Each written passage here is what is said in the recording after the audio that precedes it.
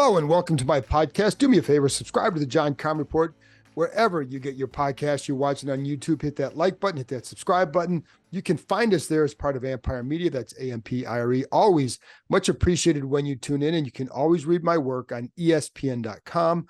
I have stories up now, one about Adam Peters yesterday saying how nothing's been settled with the number 2 pick, and also today about the naming rights at used to be FedEx Field, now the stadium formerly known as FedEx Field, because the naming rights are no longer. That story's up on ESPN.com. At the end of this portion, I'm going to play an interview I did with offensive line coach Bobby Johnson. So if you want to skip right ahead to that, it's like the last 4 or 5 minutes of this session. Now, I'm going to repeat this because people always kind of say something. So I recorded these interviews just with my phone, no video. It's an audio interview because when I'm talking to somebody one-on-one, it's very awkward to be sitting there holding a camera up in their face as I'm on the other side. To me, it's not conducive to a good interview. That's why I record it this way. This is a bonus that I put on here because I figured audio is better than nothing if you're watching on YouTube. So just get that disclaimer out of the way because somebody always says something, and I get it. You want video? I would like that. If it's a group setting, I will use video whenever possible. In this situation, it's a short interview. So I figured, is it better to play the audio or is it better to play nothing? And I'd rather play the audio so you can at least hear the interview. So that's at the end of it. And I get into a lot of things with Bobby, and I'll get into that before I play the interview. Before I get there, I had a few things to cover, starting with Dan Quinn did an interview with the Junkies on Wednesday morning. And, I wanted to go over just there's one part of it in particular because it pertains to the quarterbacks. And I like what they did. They did a little word association with the quarterbacks, and they just bring up, actually it was worded, not just the quarterbacks. It was a couple of players from the Commanders, and then the possible draft picks for the quarterbacks. Sorry, he said Terry McLaurin. They asked him Terry McLaurin. He said explosive, John Allen, dominant. And then they got to the quarterbacks, and it was Drake May, said athletic. Caleb Williams, he said DC. Then for Jaden Daniels, he said game changer. Now, he also said they don't know what they're going to do at this point. So to try and read too much into it would be going a little bit too far, because as we stand here, as I'm recording this on February 28th, they don't know what they're going to do. This is a very deliberate group. I think they will go through the process. And again, one thing I learned during the coaching search is while the outside world thought they were in love with one guy, that was not the case. The way they were doing this, it was a very deliberate, thoughtful approach, more open-minded, and I think they're going to take the same thing. I believe they take the same thing with quarterback. Now, I will say for GM, they really liked Adam Peters. They went and got him. So yes, it is possible they have a guy they just really love, and they're not going to tell us, and that's fine too. But the point is, he told them, basically don't read too much into that. However, when you call Jaden Daniels a game changer, what are you looking for at quarterback? Well, you're looking for game changers. And Daniels has a lot of things that would lead you to go down that road. And one of the things, but let's look at some of this. So the other day when he was asked about what he looks for in a quarterback, he listed certain qualities. And I know he listed, physical and mental toughness. Those were the top 2 that he mentioned. It was not arm strength. It was not athleticism. Those were the strength, because if you don't have those 2 things, it's going to be hard to play quarterback in the NFL. And I know one of the guys that he's talked to about this is Joe Gibbs. And I remember talking to Joe Gibbs about this way back in the day, and he would bring up toughness and smarts. I think for him, arm strength, if I remember right, was about 4th or so on the list, because if you're in the NFL, you're going to take it that you can make every throw. Now, to what level, that's another matter. But arm strength is not the top thing on the list. So when you look at that, it was always physical. For Gibbs, it was toughness and smarts were ahead of that. Accuracy is going to be up there too. And so for Quinn, that's what it was too, is physical and mental toughness, deep ball accuracy, because the explosive plays in this league are down the field. So you need a guy who can complete those passes on a fairly consistent basis, right? And then it was the escapability, the athleticism. That's where, so those are the way he listed the traits when he was asked about it at the combine on Tuesday. So I think when you look at this, obviously a guy like Jaden Daniels has the escapability. Drake May, if he's calling him athletic, which he is, he's a very good athlete, he would have that as well. And clearly Caleb Williams has that too. So the physical and mental toughness, I mean, I think that's something you're going to evaluate over the course of this, talking to people and getting to know them and, watching their film, you can see it, right? The one thing, and I've talked about this before, talked about with Sam Fortier yesterday on the podcast with Jaden Daniels, I think he's going to need to be a little bit smarter with his running in the NFL. But what you like is he always gets up and he doesn't shy away from some good contact, although I think he's going to learn how to do that. And you can be competitive and tough without being reckless in that situation. Anyway, but I just find it interesting that he did refer to him as a game changer. And when you talk to defensive coaches, that's the kind of guy that scares you, those guys who are game changers. And that's what they look for. And it's funny because it's why when I remember talking to Rivera and Del Rio about this, and you'd ask them about quarterbacks they fear, it's always the guys who can make plays with their legs. And then they got Carson Wentz. So there you go. But I know like they looked at other guys too with that, but that's where they landed. That's a longer story and we don't need to go back into that. But I did find it interesting how Quinn described the qualities looked for. And again, I know he's had conversations with Joe Gibbs about this. I think it was back in the day when he was in Atlanta that he talked to Gibbs before, because Gibbs had a relationship with Arthur Blank. So I think that, that led to him talking to Gibbs at that point. Anyway, so I just found that interesting. I thought it was, I think that's a good way sometimes to ask him, because what do you see about him? And when you say one guy's athletic, one guy's from DC, and one guy's a game changer, does that mean they're going to draft him at number 2?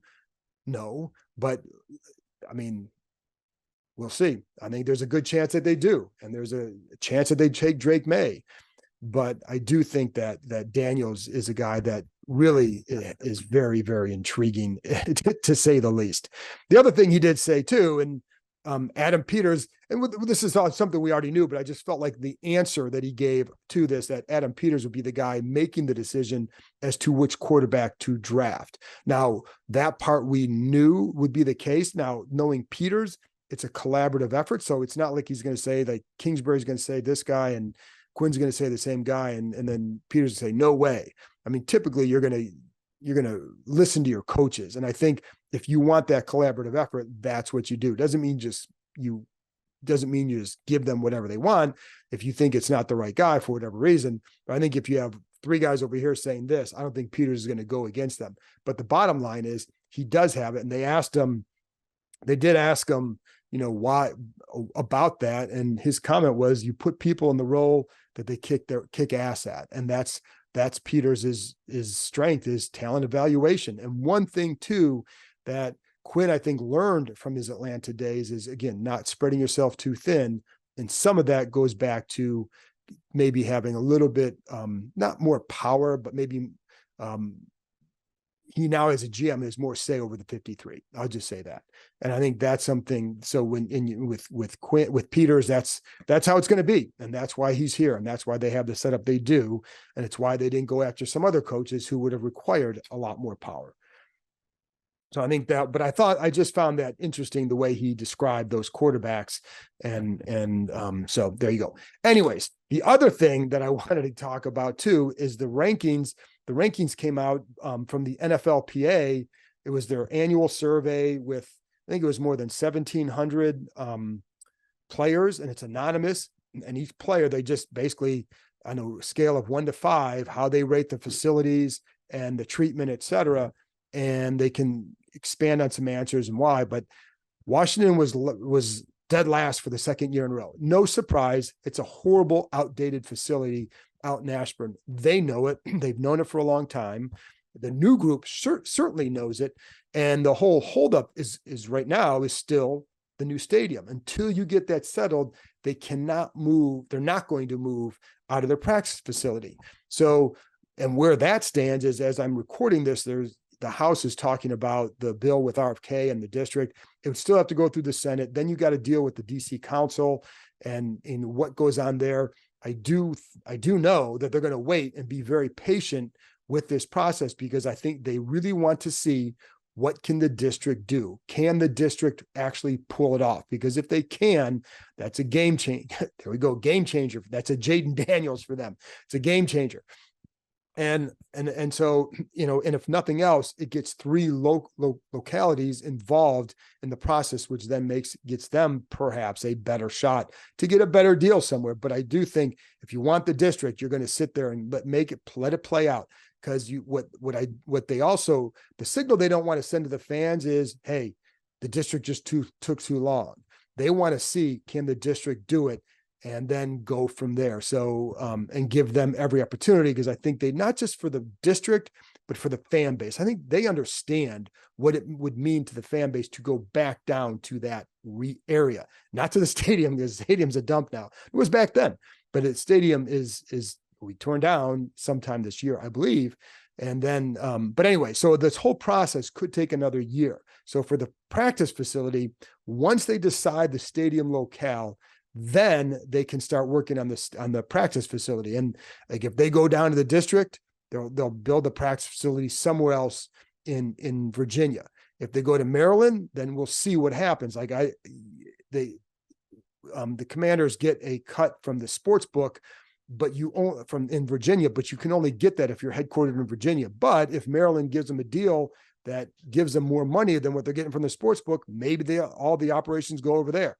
So I think, but once you know the locale of the stadium, you can then plan accordingly for your practice facility. And so that we still might be looking at about 3 years or so before they can move into a new practice facility. And so they have to live with it. But here are the grades. Treatment of families, F-. That also goes to the stadium as well, how they handle things there with the families, where for daycare, et cetera, et cetera. It's not a modern stadium. It's a hard place to really, it's a hard place to find areas where you can accommodate all that they would need to do to make it better. And so it's just going to have to make it a little bit better than what it is. But that grade is probably always going to be fairly low because it's just not a good stadium, and they're going to be there for another 7 years. Food and cafeteria, D+. I will say, I think, and I don't know, what I know is the players I've talked to have always talked about the food and how much they liked it and how much it is improvement. And I will say, having eaten there, I really like the food. Shout out to Chef Connor, because I think he does a good job, especially with the salmon.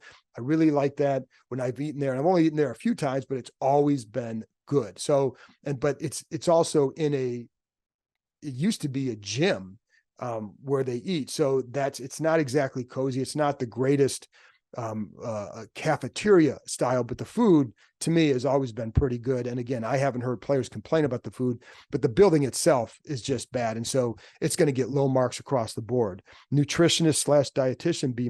Locker room, F-. Yeah, not a surprise. I'm in there all the time. It's small. And I will say, folks, it's a lot better than it was, because it's refurbished.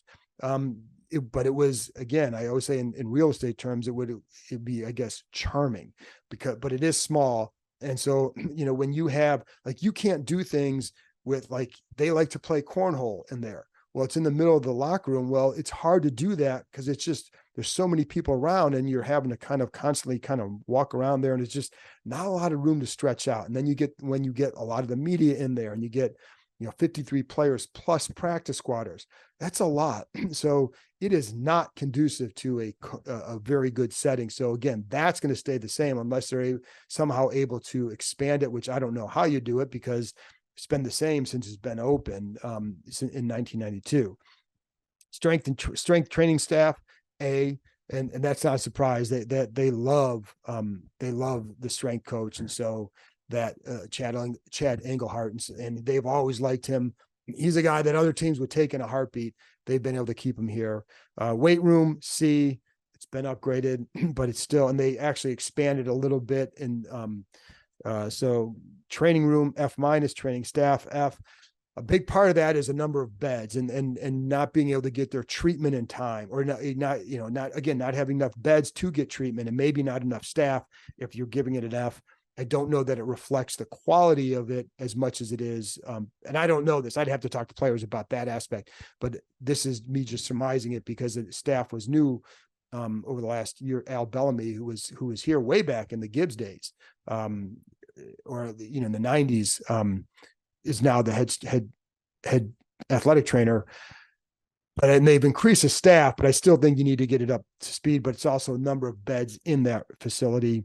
Team travel F, head coach C. Well, that was with Rivera, and then ownership B. And I think some of that is going to go up. I think the head coach and the ownership will probably go up. Now, ownership was partially Josh Harris, but he didn't take over till July. And I think it's going to be. We'll see what kind of improvements they can make at the stadium, at the facility, to enhance the player. I mean, they are very, very big on enhancing fan experience at the stadium, player experience overall, because they know, there's this thing as we go on.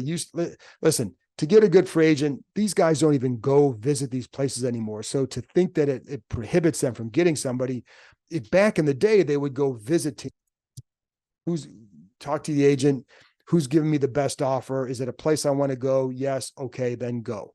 But they're not going there looking. I think it's usually you sign the deal, you get there, it's like, oh. So, but you still want people to stay there. You want people to feel they're being treated right and treated well. And again, I think I've told you with Snyder, one of the things that other coaching staffs would talk about, like they realized he would not spend other than on things that, the splashy things, the player salaries, right?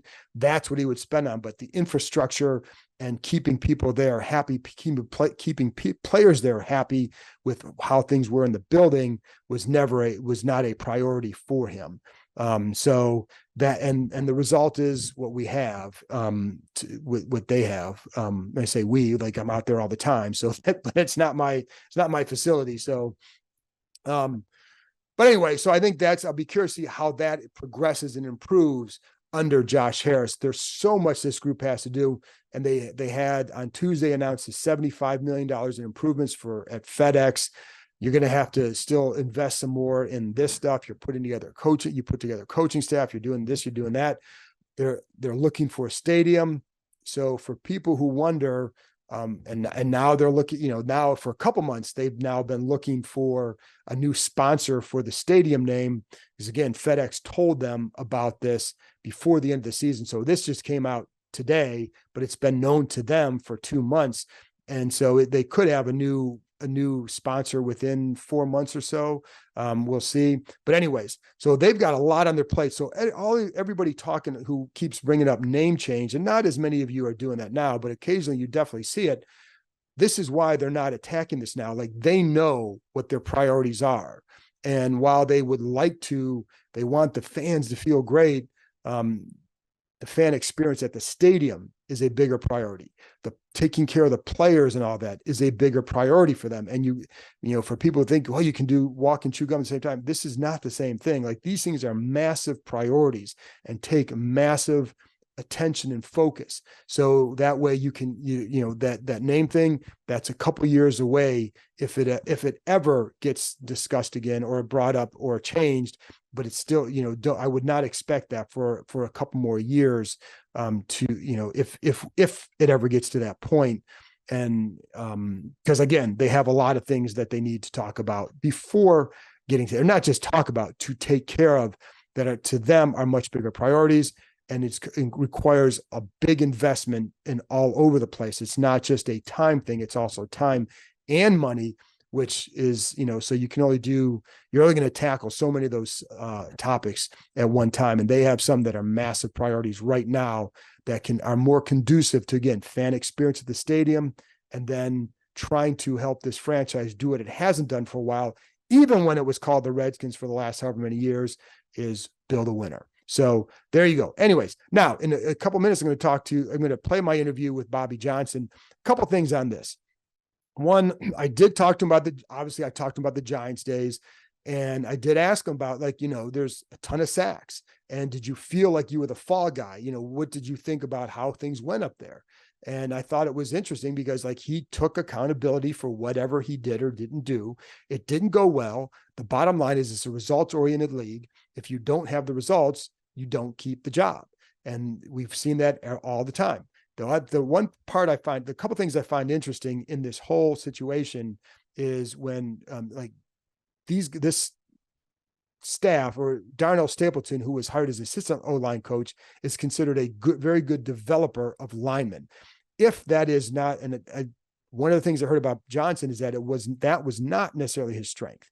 And so, but it is a strength of Stapleton. That's a good thing. Like, you have one guy who's really good in this area, get another guy who's really good in that area, and then you can build a better situation. I don't think they were doing that the last several years. Anyways, enough on that. But I also found it interesting that one guy who returned to Washington this offseason, and it's not a big name signing, but I thought it was indicative of something, is that it's Mason Brooks. Now, his agent is Andy Ross. Andy Ross has a reputation for being very good with linemen and knowing where to place them. Like, he loved Bill Callahan. So the fact that Brooks came back here, I thought was interesting, because I don't think he's going to have him come back. And listen, Mason Brooks may never amount to being a starting offensive lineman or anything. And it's not even about what his talent is or isn't. It's about where the agent got him.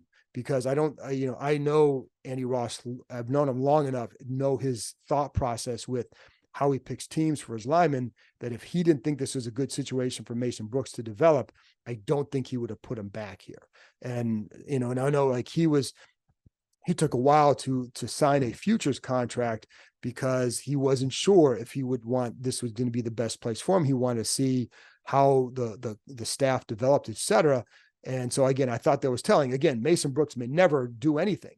And I know it's funny, because he kind of became a hot name this summer because of a couple one-on-one reps.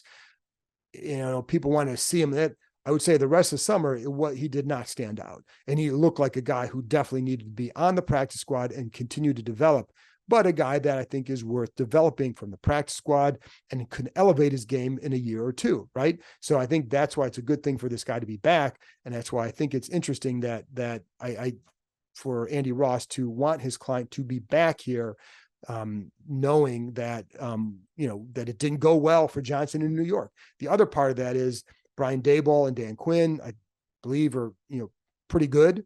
And I don't think that Quinn would have hired him without some assurance from Daboll about what he was getting. So it always makes me wonder then, whose decision was it to not retain him with the Giants? But anyways, he's here and we have that conversation. I felt like, again, he was accountable for what he did. He got fired. That's accountability.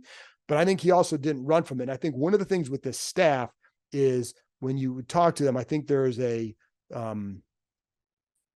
very much some self-awareness. Now, let's see if this continues, because it's all great to be self-aware in February and March. Let's see how it is after the season, through the season, and then after, if things don't go well. But that's how it is right now. Anyways, that's enough babbling from me. So here's my conversation with new offensive line coach Bobby Johnson. I'm just curious for you, like, what's it mean to be here and this new group? Well, I'm excited to be in the DMV. I'm excited to be with this group of guys. I mean, this is a great staff, a lot of different experiences, a lot of different backgrounds. And, my personal belief is always I want to keep growing as a coach. Right. I don't want to be that old crusty line coach. I want to keep growing. And the way to do that is get fresh ideas from other people from other backgrounds. You know what I mean? So, heck, you got Anthony Lynn, who's a coaching veteran who just came from, a team that was in the Super Bowl. Right. Brian Johnson, Cliff, Dave, the names go on and on, you know what I mean? So it was very exciting to me. Plus DQ, energy on top of energy, and coaching against him. Yeah. So, it's an exciting place.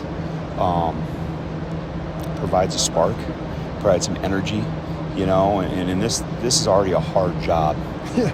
Every week is hard. It makes it a lot easier when there's a lot of energy, a lot of positive energy.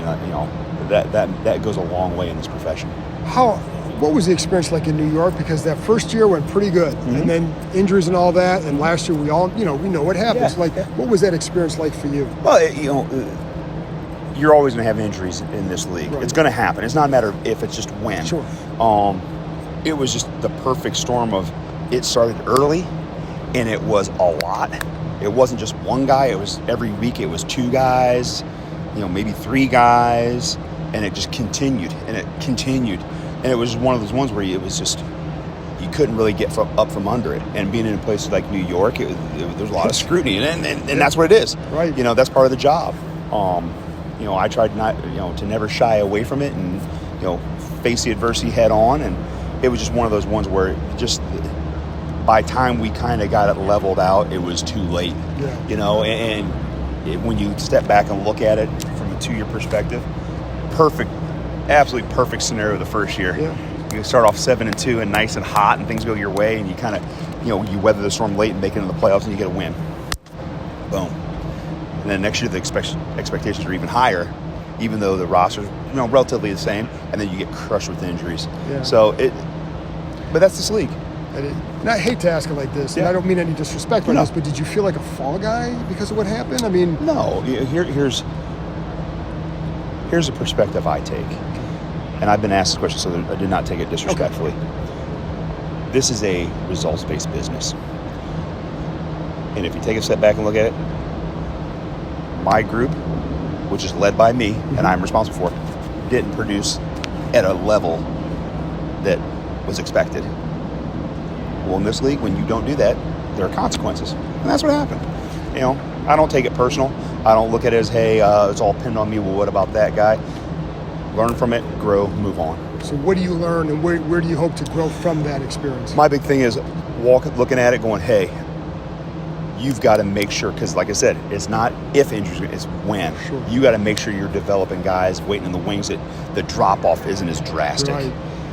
You got to hope that you don't have the multiple every week. That was kind of an anomaly. Yeah. But you got to be able to weather, like, hey, what's going to happen if we're going to spend 3 weeks without, your starting left tackle? Hey, what's going to happen if your starting center's out for, an extended period of time? Hey, what are you going to do if, how are you going to shuffle it? So create better depth, create better position flexibility. Hey, find a way to get your best 5 on the field. It doesn't always mean, hey, if a position goes down, you just put the next guy in line, and it may mean shuffling. So how do you get your best 5 on the field and maintain a high level of chemistry as possible? And that's what I learned from it. And that's what, there's going to be some things I try to do to foster that, so that I don't find myself in that same situation that I was in a year ago. Thanks a lot. No Appreciate problem. it, man. Anytime. Nice to meet you. Yeah, nice to Welcome to town.